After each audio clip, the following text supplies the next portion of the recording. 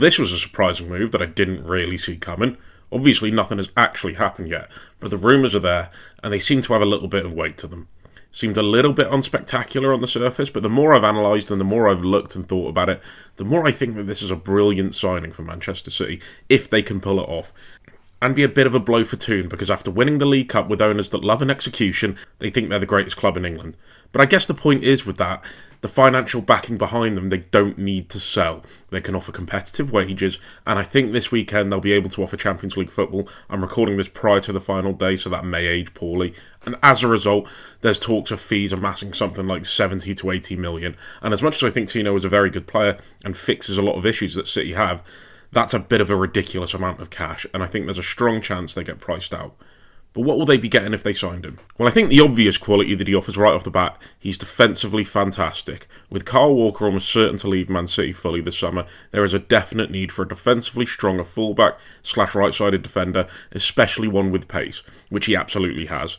Quicker than a fart, some would say. He often is left on the halfway line to protect against the transition, especially from corner kicks and free kicks, as his acceleration to cut out any through balls or match running stride for stride looking to attack the space in behind, and he's capable of reaching and clearing anything that comes his way. Also one-on-one defensively class, as if someone has managed to break free with pace, looking to attack the opposition half, he can shape his body well, keep inside on, using his speed to keep up well and position himself perfectly to tackle and win possession back and kill a counter-attack dead. If you're going to move to a team that's going to look to dominate possession, then your ability to transition defensively becomes even more essential, and he has that brilliantly. Also defends pacey wide play as well, showing them onto their weaker foot and just maintaining an expert level of control over the situation, forcing them into a movement that he can capitalise on and win the ball.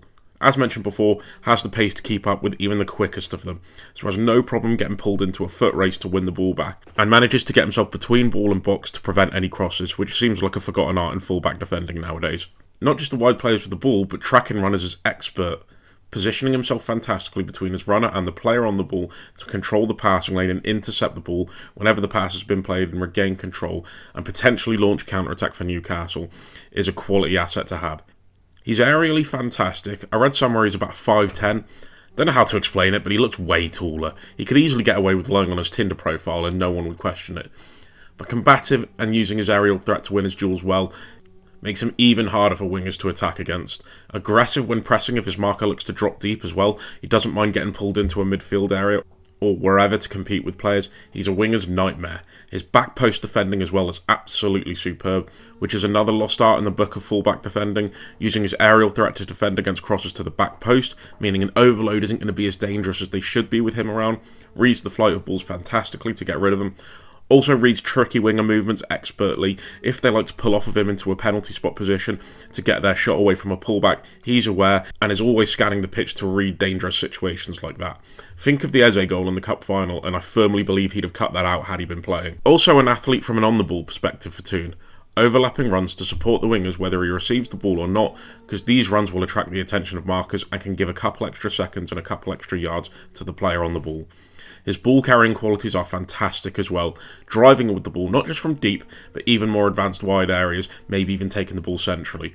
Taking control of the ball and quickly bursting away from players, possessing a lovely change of pace to evade any pressing players at the right time.